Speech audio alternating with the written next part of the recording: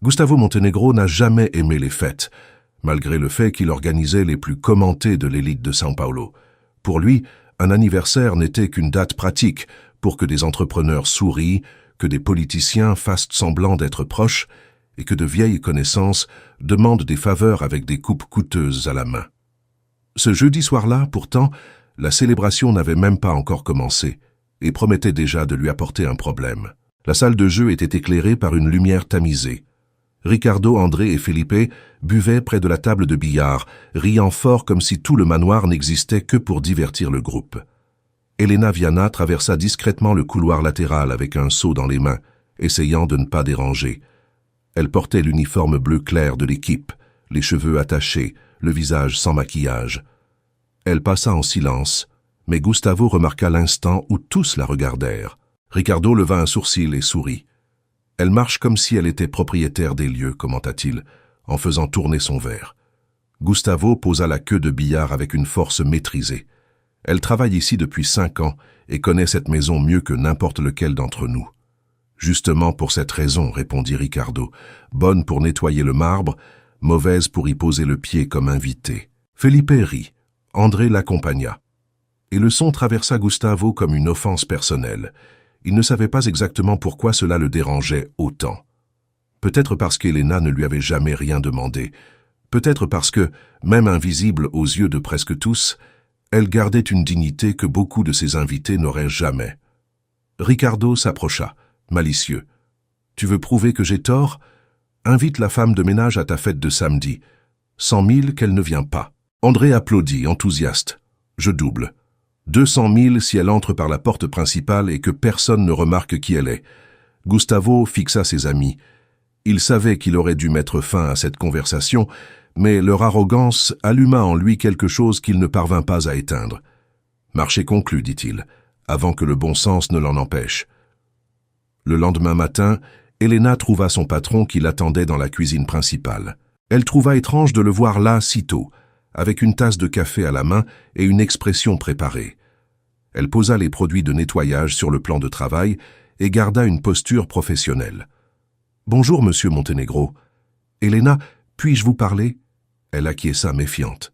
Gustavo sembla choisir ses mots avec soin. « Ma fête d'anniversaire aura lieu demain.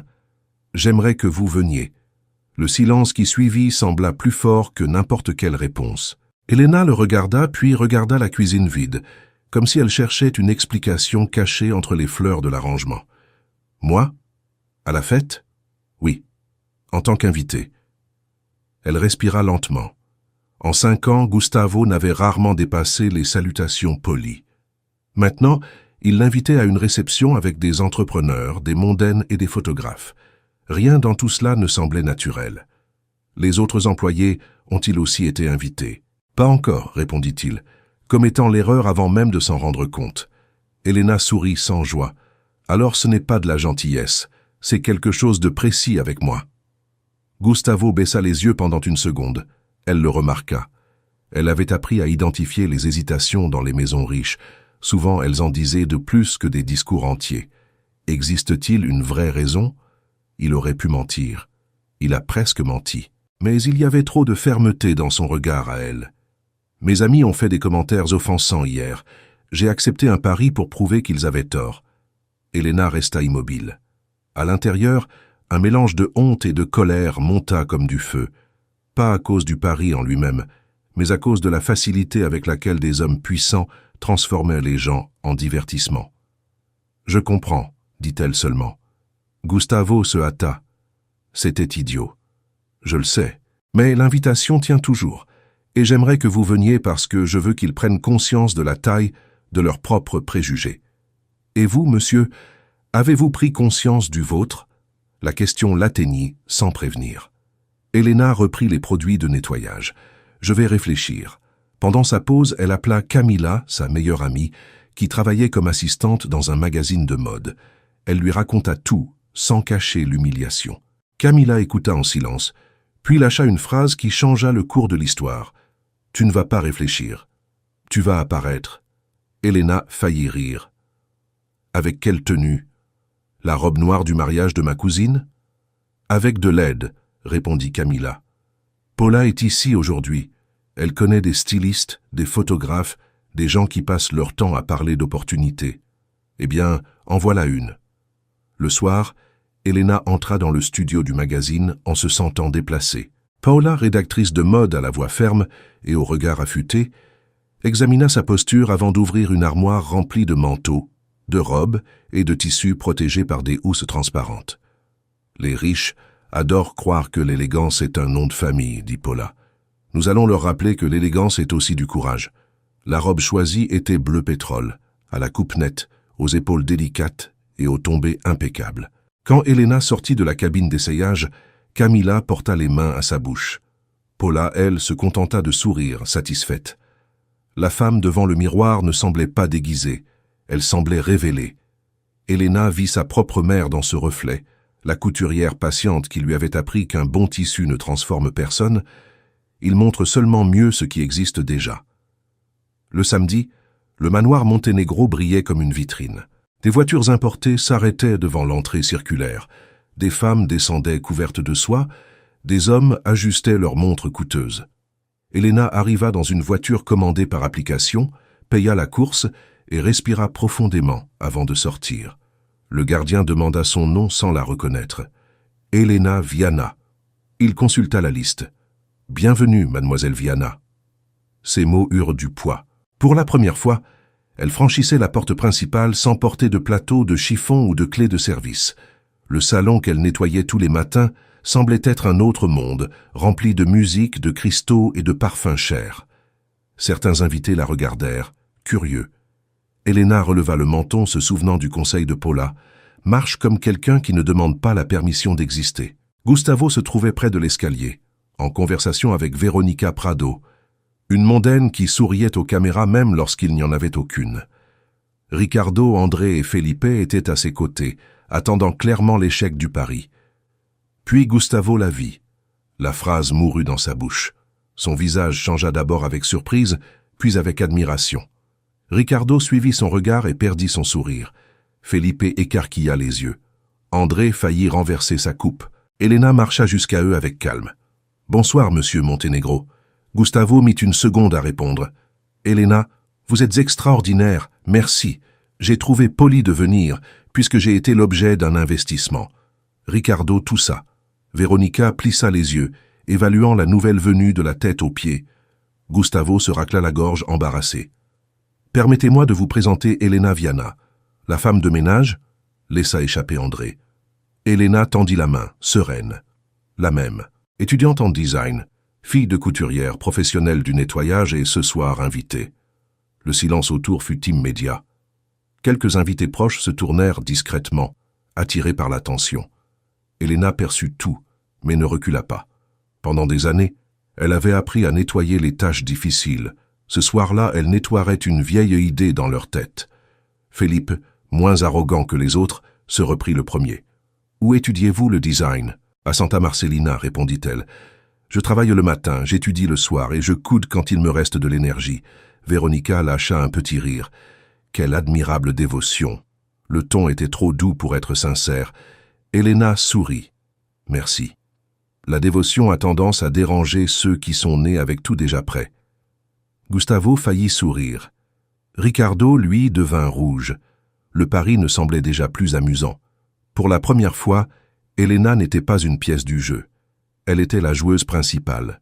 Et tous commençaient à comprendre qu'elle ne sortirait de là diminuée par personne. Jamais.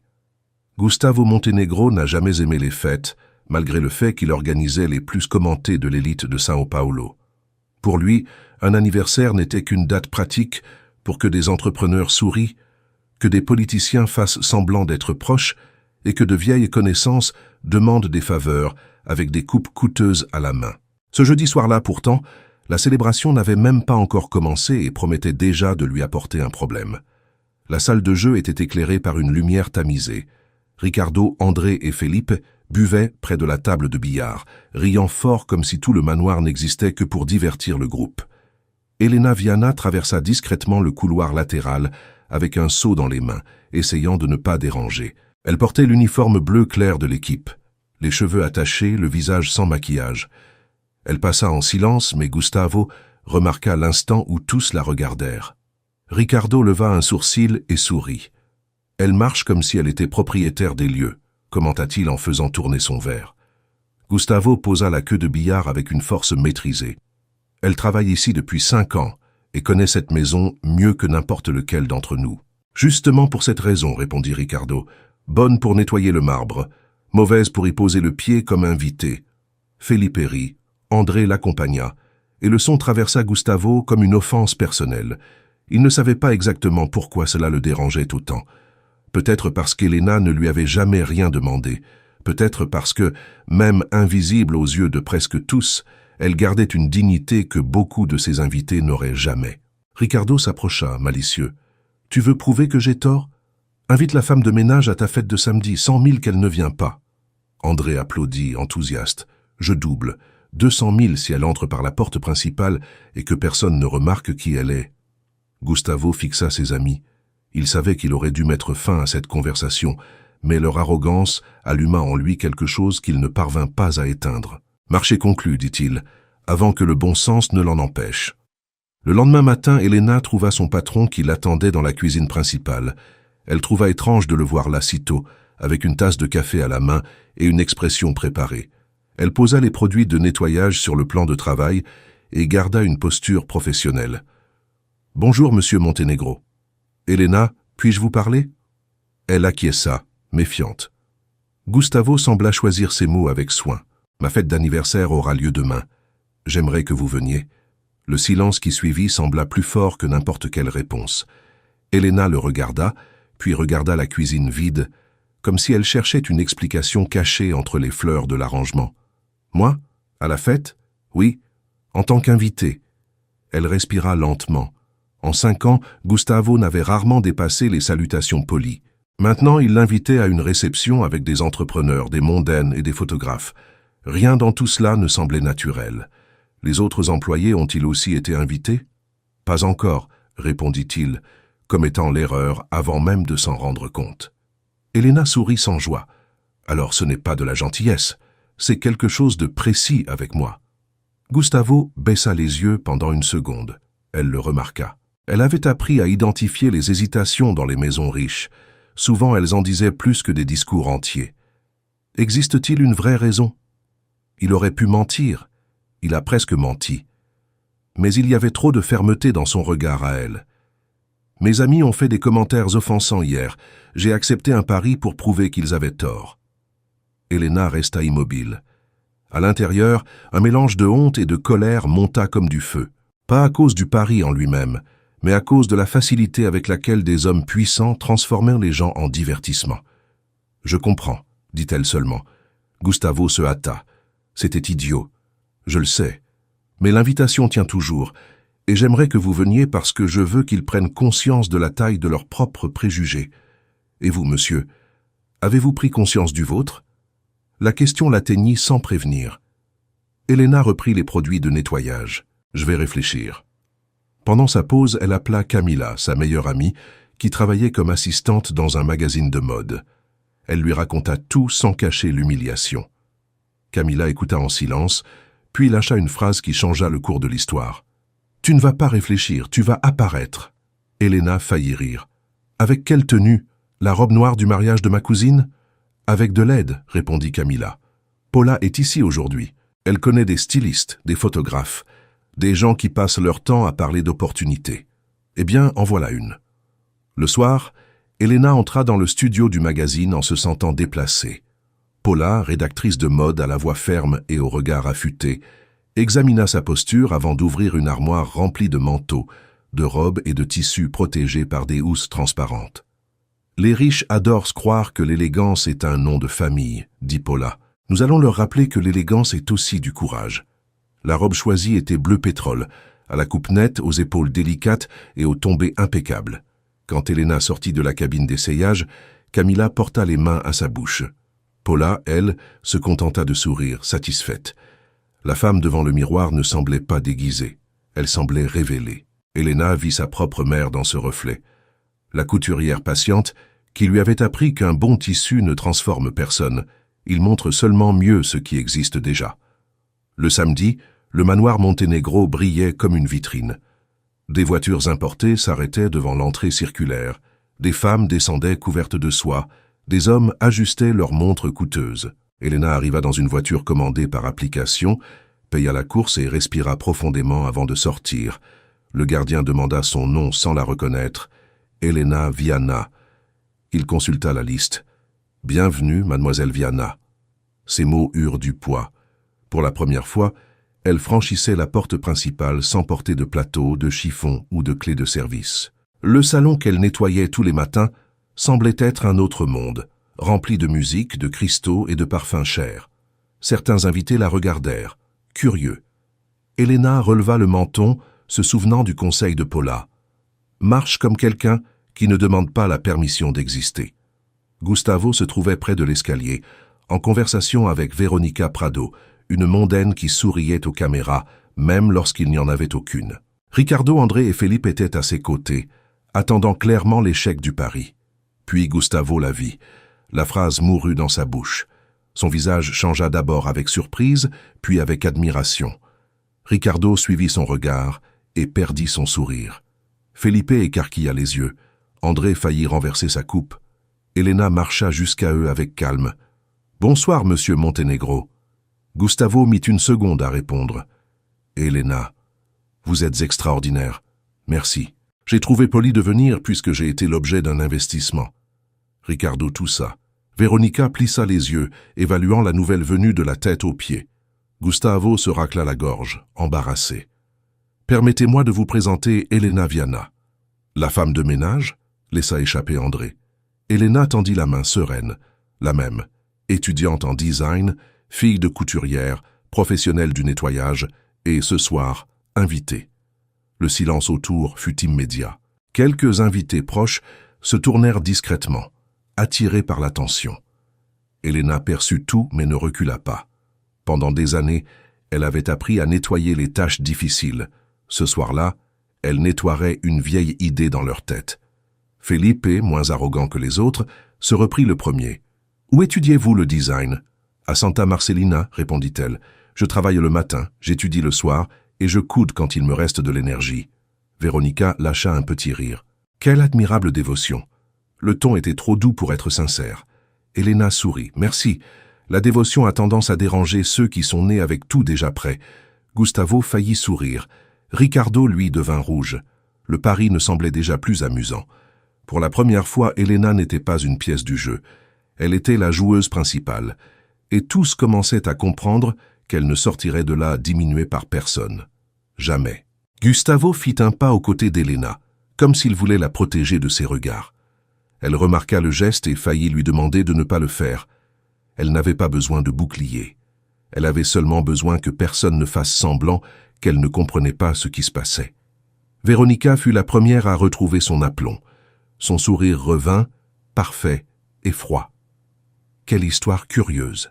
dit-elle. Gustavo a toujours eu le goût des surprises. Ricardo saisit l'occasion. Des surprises chères, parfois. Elena se tourna vers lui. « J'imagine que vous parlez du pari. » Le mot tomba dans le groupe comme une coupe brisée. Gustavo ferma les yeux un instant. André regarda le sol. Felipe fit semblant d'observer le lustre. « Un pari ?» répéta-t-elle. Elena ne détourna pas le regard de Ricardo. « Oui, d'après ce que j'ai compris, des hommes très occupés ont décidé d'évaluer si une employée réussirait à franchir la porte principale sans embarrasser l'hôte. Quelques personnes proches entendirent. Le murmure se répandit en petites vagues. Gustavo, pâle, fixa ses amis. « Ça suffit, Ricardo. »« Non, monsieur Montenegro, » interrompit Elena d'une voix calme. « Laissez-les savoir. Quand on fait une plaisanterie à voix haute, on peut aussi entendre la réponse à voix haute. » Elisa Montenegro, la mère de Gustavo, s'approcha. « Quelle réponse, ma chère ?» Elena reconnut la femme des photographies sur le buffet. Elle aurait pu reculer, mais elle ne recula pas. La réponse de quelqu'un qui a été invité par plaisanterie et qui est venu par décision personnelle. Elisa regarda Gustavo. « Gustavo, tu as vraiment fait cela ?» Il respira profondément. « Je l'ai fait, et je le regrette. » Elena s'attendait à une justification. Au lieu de cela, il se tourna vers les invités. « Mes amis ont dit qu'Elena n'avait pas sa place à cette fête. J'ai accepté un pari pour prouver le contraire. Seulement en faisant cela, Je l'ai aussi transformée en partie d'un jeu qu'elle n'a jamais choisi de jouer. C'était irrespectueux. Le salon devint presque silencieux. Gustavo continua. Elena travaille dans cette maison depuis 5 ans. Elle étudie, crée, rêve et porte plus de dignité que beaucoup d'entre nous n'en ont montré ce soir. Celle qui devrait avoir honte ici, ce n'est pas elle, c'est moi. Pendant une seconde, Elena oublia sa colère. Elle avait rarement vu quelqu'un de ce monde admettre sa faute devant ses semblables. Ricardo tenta de rire. « Gus, tu exagères. Ne m'appelle pas comme ça maintenant, » répondit Gustavo sèchement. « Le pari est terminé, et l'argent sera donné à une bourse d'études en design au nom d'Elena si elle le permet. » Tout le monde la regarda. Elena sentit le poids de la décision. Elle ne voulait pas être le symbole décoratif du repentir d'un riche. Elle ne voulait pas non plus refuser quelque chose qui pourrait aider des filles comme elle.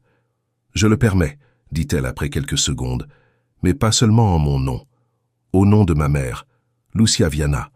Elle cousait pour faire vivre ma maison et croyait que le talent pauvre méritait aussi une vitrine. » Elisa sourit, émue.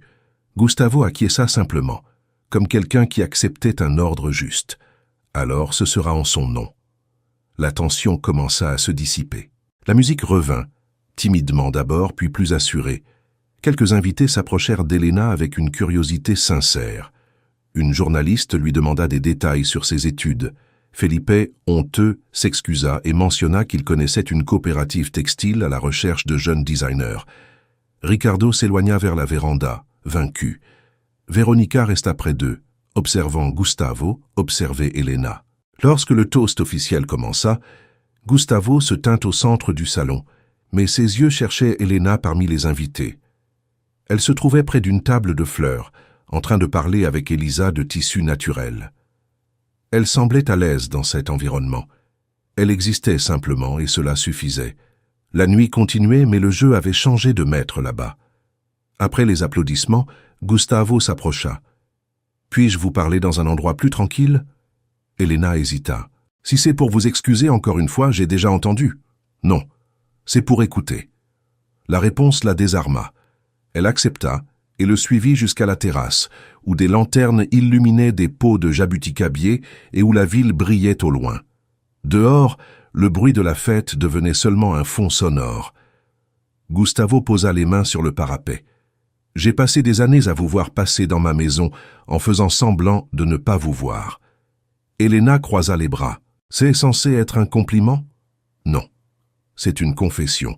Je remarquais votre soin, vos dessins laissés parfois sur la table de l'office, les livres que vous rangiez dans la bibliothèque comme si vous conversiez avec eux. J'ai voulu vous parler plusieurs fois. Je ne l'ai pas fait parce que j'ai pensé que ce serait inapproprié. Ensuite, j'ai fait quelque chose d'encore plus inapproprié. » Elena regarda la ville. Le vent remua ses cheveux. « Vous savez que demain tout le monde va commenter. La femme de ménage, le milliardaire, la robe, le pari. Je sais. Et vous savez que pour moi, le commentaire pèse différemment. Pour vous, cela devient des ragots. Pour moi, cela peut devenir une marque. » Gustavo resta silencieux. Cette fois, il ne répondit pas rapidement. « Vous avez raison, je ne peux pas contrôler ce qu'ils diront. Je peux seulement contrôler la manière dont j'agirai à partir de maintenant. Et comment comptez-vous agir? Avec respect. De la distance, si vous le souhaitez. Une réparation, si vous l'acceptez. Et la vérité, même lorsqu'elle me porte préjudice. » Elena finit par le regarder. Il y avait de la sincérité dans ses yeux, mais la sincérité n'effaçait pas l'inégalité. Elle avait appris tôt que les charmes soudains pouvaient coûter cher. « Je ne veux pas de votre argent, Gustavo. Je le sais. Je ne veux pas non plus être un projet de rédemption. Je le sais aussi. Je veux terminer mon cursus, construire mon atelier, être reconnu parce que mon travail le mérite, pas parce qu'un homme riche s'est senti coupable. » Gustavo sourit légèrement, admiratif. « C'est exactement pour cela que je pense que vous allez réussir. » La phrase, simple, toucha Elena plus qu'elle ne s'y attendait. Cela ne ressemblait pas à une promesse. Cela ressemblait à de la confiance. Dans le salon, Veronica apparut à la porte de la terrasse. « Gustavo, les photographes attendent. Nous devons faire les photos. »« Nous devons ?» répéta Elena sans cacher l'ironie. Veronica releva le menton. « Gustavo et moi avons d'anciens engagements sociaux. Certaines apparences doivent être maintenues. » Gustavo se tourna vers elle. « Aucune apparence ne justifie le manque de respect. Va faire tes photos, Veronica, je n'irai pas. » Son visage se durcit. « Tu refuses une tradition à cause d'elle ?»« Non. Je refuse un mensonge à cause de moi. » Véronica rentra sans répondre. Elena observa Gustavo, surprise. « Vous venez de créer un énorme problème. »« Peut-être, mais pour la première fois ce soir, cela a semblé être un choix à moi. » Un nouveau silence surgit entre eux, moins lourd. Elena regarda la porte, puis lui. « Je vais partir. » Gustavo sembla vouloir l'en empêcher, mais il ne le fit pas. « Puis-je appeler une voiture ? Je peux appeler la mienne. » « Bien sûr. » Elle fit 2 pas, puis s'arrêta. « La bourse au nom de ma mère. Faites-le vraiment. Je le ferai demain matin. Et ne l'utilisez pas pour bien paraître. Je ne le ferai pas. » Elena acquiesça. Avant de partir, elle ajouta « Aujourd'hui, vous avez mal commencé, Gustavo, mais vous avez terminé un peu mieux. » Il sourit, comme si cette petite concession valait plus que tous les compliments de la fête. Elena traversa de nouveau le salon. Cette fois, beaucoup de regards la suivirent, mais aucun ne la diminua. À la porte, le même gardien inclina la tête avec respect. Dehors, tandis qu'elle attendait la voiture, elle sentit son téléphone vibrer. C'était Camilla qui lui demandait si elle était vivante. Elena écrivit « Vivante, entière, et peut-être plus forte ». En regardant le manoir illuminé, elle comprit qu'elle n'avait pas gagné parce qu'elle avait paru riche, élégante ou mystérieuse. Elle avait gagné parce qu'elle était restée elle-même devant des personnes habituées à mesurer la valeur avec le mauvais éclat. Et à un certain moment de cette nuit-là, Gustavo sembla lui aussi comprendre cela. Le lendemain matin, avant 8 heures, la nouvelle circulait déjà dans les chroniques mondaines. Le lendemain matin, avant 8 heures, la nouvelle circulait déjà dans les chroniques mondaines. Mais Elena ne la lut pas pour se sentir célèbre. Elle la lut, respira et retourna à son carnet de dessin. Quelques semaines plus tard, la bourse Lucia Viana ouvrit les inscriptions.